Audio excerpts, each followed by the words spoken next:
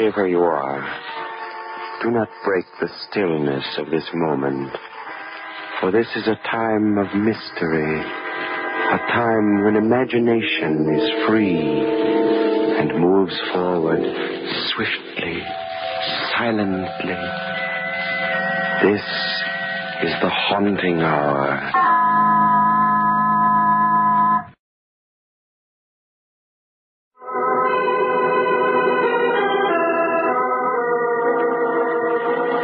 Remember Hugo Carteret? Why, of course you do. The brilliant criminologist and charming gentleman who had such a wonderful flair for solving crimes which carried a hint of the macabre and savored of the supernatural. He died back in the 20s, and they say that everybody from the 400 of Park Avenue to the 400,000 of the Bowery and Hell's Kitchen came to his funeral. Anyway, Hugo Carteret left his memoirs, and the very first chapter deals with an infamous crime which in June of the year 1922 threw all of New York City into an uproar of horror. Such was the case of the Lonesome Corpse.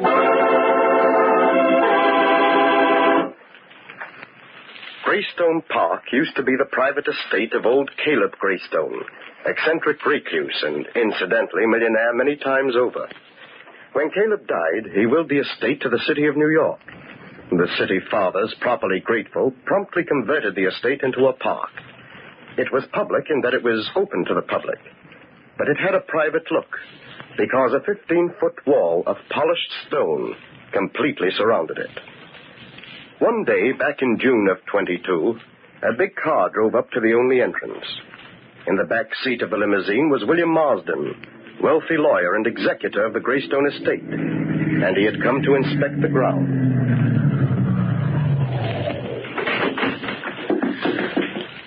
You wait here in the car, Edward. Yes, Mr. Marsden. Will you be long, sir? I don't think that's any of your business. I pay you to chauffeur me around, not to ask me questions. Yes, sir. I was only bringing up the fact that it's getting dark, and you said you had to be at the plaza by 9. I'm perfectly able to take care of my own business, Edward. I'll mind mine, and you mind yours. You wait here in the car till I'm through in the park. Understand? Yes, Mr. Marsden.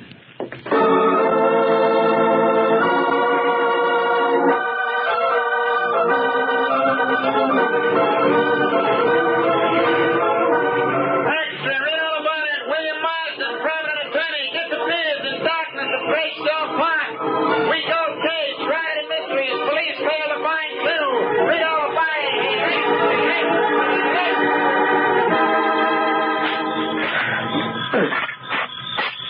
Hey, Joe. Yeah? How do you suppose that big shot lawyer Marston disappeared? Think his chauffeur had something to do with it? I don't know, Tom. I don't get it. He tells his chauffeur to wait, walks into this here park, and never comes out. Chauffeur hears a scream inside the park, and that's all. You're scared too easy, Tom. That's nice. Just broke my shovel. Well, I have to go over to the tool house and get another one. But, Joe, the tool house is way over the other end of the park. So what? It's getting dark. It ain't healthy to be in this place after dark. Let's knock off, Joe. We can finish digging these flower beds tomorrow. If we knock off, we'll both be looking for a new gardener job tomorrow. Andrew, the superintendent, told us to finish up tonight, and that's what we got to do. Look, Joe, don't leave me. I got an idea there's something running around this park we don't know nothing about. When I think of that lawyer Marston, So, you've seen ghosts now, huh, Tom? Well, there ain't no ghost or nothing else that can scare Joe Donetti. You wait for me here. If you see a boogeyman, why, just offer him a drink and ask him to stick around, eh?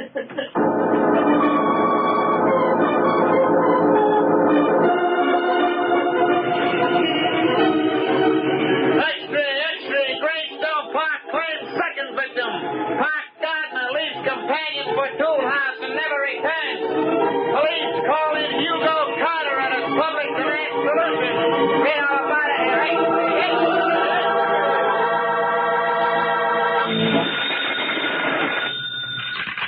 Police headquarters, Sergeant Hogan speaking. What? You saw a light floating around in Greystone Park? What kind of a light? Purple, eh? You see anything else? What? A white ghost walking down the park road, eh? All right. Don't get excited. We'll send a squad car to investigate right away. Hello, Sergeant Hogan. Oh, hello, Mr. Carteret. Miss Smith? Oh, I see you know my special assistant. Of course he does, Hugo. The sergeant and I are old friends. We met at the policeman's ball. Keeping you busy these days, Sergeant? Busy? Mr. Carteret, we sure need your help in this case. The commissioner's going nuts inside. And you ought to hear the double talk coming in over this wire. This Greystone Park business has got the people living around there walking around in circles. They're seeing everything from the king of the pixies to the ghost of my great-grandmother. I don't wonder. I've been working up a few shivers about it myself. Is Commissioner Williams in, Sergeant? Yeah. Go right into his office, Mr. Carteret. He's expecting you. Thank you. Here comes another screwball report. Come on, Ann. Police headquarters. Sergeant Hogan speaking. What? You heard some kind of animal howling in Greystone Park? What kind of animal? So Joe Donetti left you to get a new shovel, eh, Farrell? And then a little later, you heard a scream. Yes, sir. It come from far off, and it must have been Joe. Oh, hello, Hugo. Miss Smith? Commissioner? Well, I guess that'll be all, Farrell. Stay pretty close to home, though. We may need you later. Yes, sir. Oh, that was Tom Farrell, the gardener. Hard to get anything out of him. He's so jittery. He's convinced there's some kind of murdering thing running around loose in that park. So is Mars and the chauffeur. And I'm convinced they're both telling straight stories. I trust you searched the park thoroughly, Commissioner. Oh, of course I have, Hugo. Had a detail practically scrape every foot of the area with a fine-tooth comb. And you found nothing, Commissioner Williams? Nothing. Until yesterday morning. Oh, you have a clue? Yes, if you want to call it that, Hugo. But, well, it's almost incredible. Fantastic on the face of it. Hugo, we need your help badly. We're at our wits' ends down here, and I haven't even asked. Well, naturally, Commissioner, I'd be delighted. There's a touch of the macabre and supernatural here that I find very interesting. Don't you, Anne? I'm not so sure. Now then, Commissioner, you said something about a clue. Yes. Donetti, the missing gardener, was wearing hobnail shoes. The road was soft from the recent rain, and we were able to trace his footsteps as far as they went. What do you mean, as far as they went? I mean those footprints stopped dead in the middle of the road. What? Right next to Caleb Greystone's tomb in the center of the park. It was just as though some giant bird of prey picked Donetti up and carried him off. But, my dear Williams, that doesn't make sense. I know it doesn't, but it happened. Donetti couldn't vanish like that, unless he had wings. Maybe he does have wings now.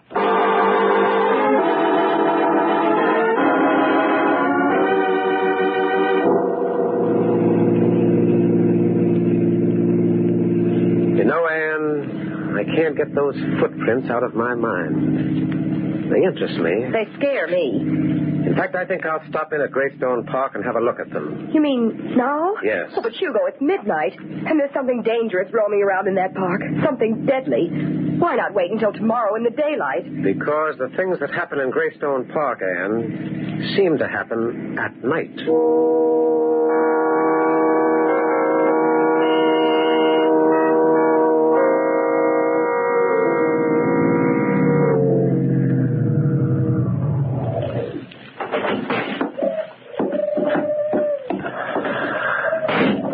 Well, here we are.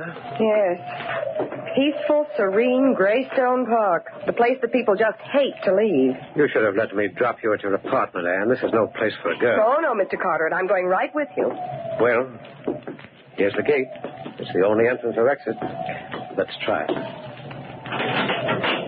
There. Neatly locked with a heavy iron chain and padlock. The police want to keep people out, and I think it's a wonderful idea. Either that or they want to keep something in. The thing in this park couldn't be stopped by chains or padlocks. Well, they're not going to stop us either. Here, Anne, I'll boost you up to the top of this stone wall and climb up myself. Come on. There you are. How's the view up there? Oh, lovely. Now then, Mr. Carteret, let's see what kind of a second-story man you are. I haven't done this since I was a boy. This wall is higher than it looks. You all right, Anne? Just dandy. Well, now, I'll drop down and then catch you. All right, Anne. Just let yourself go. All right, but don't miss.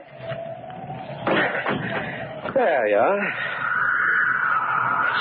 Listen, what was that? Only the wind. Oh, I thought I heard someone calling. Why, Anne, you're trembling. You're telling me. Hugo, where are we going? Up this road until we reach the place where that missing gardener's footprints stop. Right next to that big square tomb in the center of the park, according to Commissioner Williams. Mm-hmm. That's the Greystone Mausoleum. All that remains of old Caleb Greystone, the philanthropist, lies within it. And that's the statue of old Caleb himself standing on the roof of the tomb. How nice. I hope you realize that William Marsden and Joe Donetti walked along this same road at night, and they did... What's wrong? I felt a cold hand on my face. That isn't a hand, it's a leaf on the end of a twig. Poor kid. You're frightened, aren't you? Who, me? I'm scared to death. I'm so scared my hair's standing on end. It's ruined my permanent. Oh, Hugo. What is it, Anne? That statue on the top of the mausoleum. The statue of Caleb Greystone. Yes? Well, what about it? It moved. What?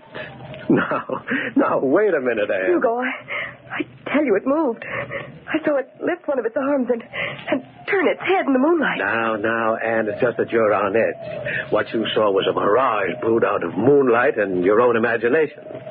That statue's made of stone. Stone statues don't move. Come on, we leave the road and go down this hollow.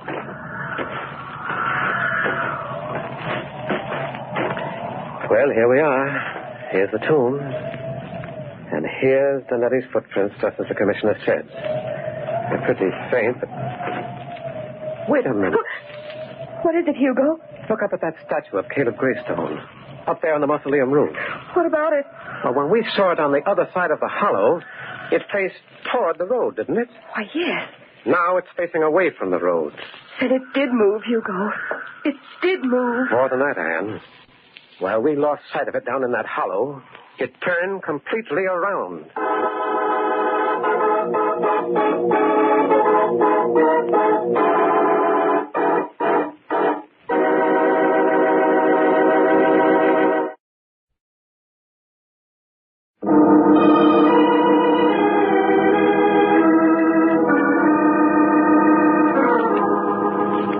The strange phenomenon of the restless statue intrigued Hugo Carter at no end. Like a hound after his quarry, he scrambled to the roof of the mausoleum and made a thorough examination of both the statue and the roof in the moonlight. He reported his findings to Police Commissioner Williams, and the next morning, in the light of day, they revisited the scene. You two up there better be careful. That roof's slippery. Oh, we'll be all right, Anne. Here, Commissioner. Watch what happens when I grasp this statue.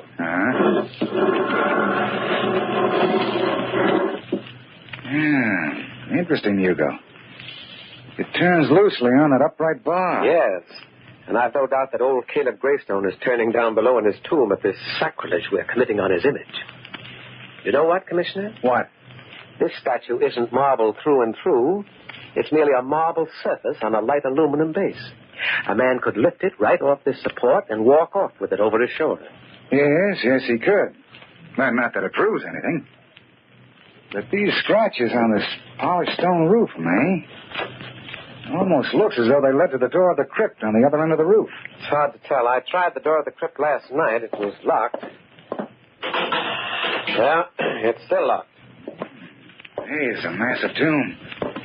Big enough to take care of 20 dead millionaires. Yes, you'd think old Caleb Greystone would be pretty lonely down there. And his condition to be lonely anywhere.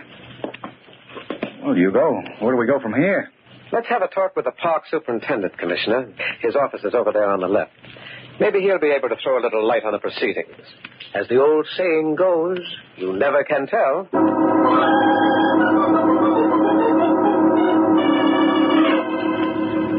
Well, Mr. Andrews, this is Hugo Carter, the criminologist, and his special assistant, Miss Smith. How do you do? Andrews, how do you do? Oh, yes, I've heard of you. How do you do? As superintendent of the Greystone Park, Mr. Andrews, we thought you might give us a little information on that tomb. Always glad to help the police, Commissioner Williams. Thank you. Now then, has that statue of Caleb Greystone always faced the road? Why, yes, as far as I know. It doesn't now, Mr. Andrews. You can see for yourself through the window. Why, bless my soul, you're right, Mr. Carter. Now, how do you suppose that happened? That's what we hope to find out. Interesting idea to build a statue of yourself and put it on your own mausoleum. Mr. Greystone had it made in memory of himself as a reminder to the public that he had converted his private estate into a park for their benefit. Mm-hmm. Somewhat of an egotist, huh? And from what the newspaper files say, eccentric. They practically accused old Caleb of dealing in black magic and selling his soul to the devil. Well, I understand the whole family was rather peculiar, Mr. Andrews. Well, yes, I suppose it's true. There were all sorts of rumors. Old Caleb was the eldest son, and he hated the rest of his family. Cheated them out of the family fortune, they say. It's said that he drove his own brother Arthur into poverty. Yes, I remember the case. Arthur Greystone disappeared. Bureau of Missing Persons never did locate him. Mr. Andrews, that mausoleum out there is a pretty massive affair. Is old Caleb the only one buried there? Yes. As I said, he hated the rest of the family. He specified in his will that only he was to be buried there. That wasn't very hospitable of him. So old Caleb has that whole place all to himself, huh? What are you getting at, Hugo? Yes, that's what I'd like to know, too. Oh, nothing. Nothing at all. It's just that these cases of abnormal psychology interest me. Yes, Commissioner, they interest me no end.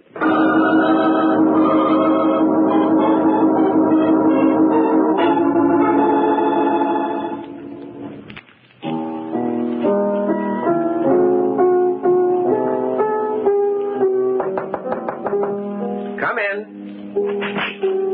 Oh, hello, Anne. Hello, Hugo. Relaxing at the piano, I see. Yes. Would you like me to stop? No, I like that melody you're playing. So do I. You know, music brings a certain clarity to the jumbled mind. It resolves things. It's a mental lullaby. Where have you been, Anne? Down at police headquarters. Poor Commissioner Williams. Why poor, Commissioner Williams? Every newspaper in town is clamoring either for a solution to this Greystone Park mystery or a new police commissioner. Yes, I know. It's a pity. You know, Anne, Frank Williams is not only a gentleman, he's our friend. I think the time has come for us to try and crack this case. The time has come, all right, but how? Well, we've seen the outside of Caleb Greystone's tomb. It might be interesting to have a look at the inside. The inside? Yes. I've got an idea that's where our solution lies. But how are you going to get in? That door of the crypt on the roof is locked tight. Well, Anne, if I may boast a little, I have a certain skill with burglar tools. Yes, I know, but you can't go there in broad daylight and burglarize somebody's mausoleum. I don't propose to go there in broad daylight. You mean we're going tonight? I mean, I'm going tonight. I'm taking you home right after dinner. Oh, no, you don't. You need someone to hold your flashlight. And besides, I'm just mad about mausoleum.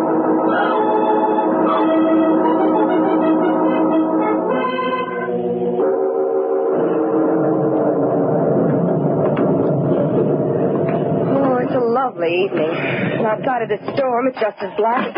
Oh, look out, Anne. This stone roof is slippery. Careful now. The door of the crypt is right over here.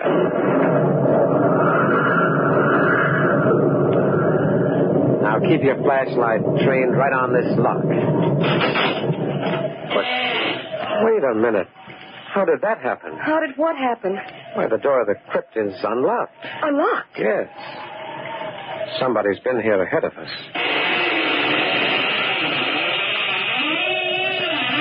Oh, dear. It's awfully dark down there. What are we going to do now? We're going inside. But there may be someone in there. But I'll find out. You wait out here. Oh, no, Hugo Carteret. I'm not going to stand out here alone. I'm going in with you. Have it your own way. We'll take this hammer with us. They come in handy. Careful now. There are stairs leading down into the crypt. You stay close to me. Hugo, I'm practically hugging you to death right now. Oh, it's cold in here. Well, it's dry at any rate. It's dark as pitch. I can't see a thing. Here, Anne, you take the hammer. Let me have the flashlight. Now, let's have a look. Oh, Hugo, look. There are two men lying there on the floor. They must be... Yes. The two men who disappeared in Greystone Park. William Marsden and Joe Donetti. Are they? Yes, I'm afraid they are. Oh, poor devils. Nobody would think of looking for them in here. How were they killed? They've got deep red marks around their throats. Typical of some kind of strangling cord. Oh, it's horrible. Why were they brought here? Why would anybody want to do a thing like this? The motive, Anne, like everything else in this tragic case, was abnormal. I'm beginning to see now why. Anne, listen. yes.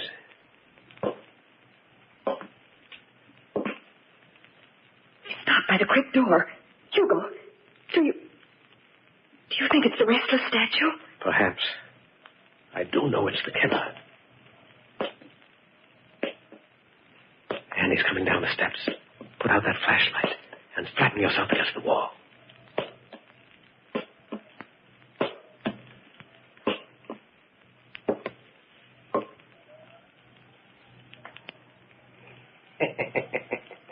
Good evening. Oh, come now. I know you're in here. I can see in the dark better than you think. I have eyes like a cat. I saw you coming through the trees. I left the crypt door open for you. You walked right in, you fools. You walked right in. Who are you? Why, my name is Arthur Greystone. This is the Greystone tomb. I live here with my friend. So you killed these two men? Yes, it was lonesome here. I wanted my brother Caleb over there in the casket to have company. He wanted to sleep alone in this big, beautiful mausoleum. It was so selfish of him, so selfish. But now he has two others to sleep with him. And soon he'll have four. You took the statue of your brother off the supporting rod, didn't you, Arthur? It was light enough to carry. You hid it here in the tomb and posed as your brother's statue. In the dark, your victims couldn't see that the statue was alive. You dropped a cord around their necks as they passed below.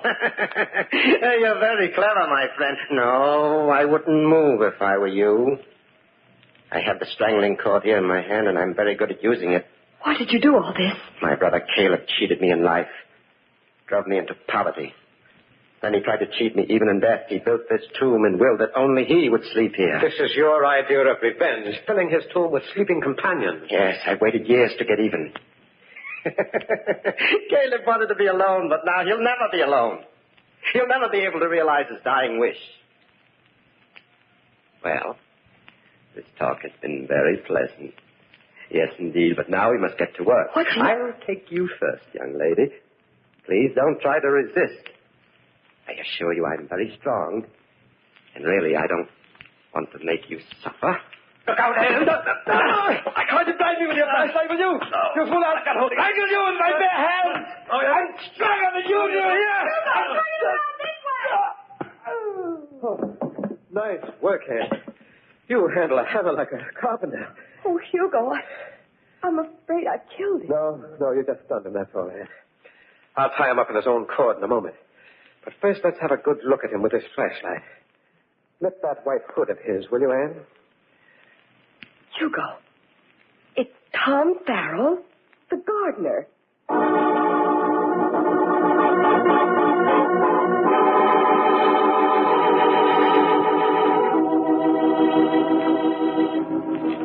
And so ended the case of the Lonesome Corpse, and another chapter in the memoirs of Hugo Carteret. Arthur Greystone had disappeared, only to reappear close to his brother's mausoleum as Tom Farrell, the gardener, a convenient alias. And the city of New York breathed a certain relief when this murderer, obsessed and poisoned by his macabre idea of revenge, finally went to the chair.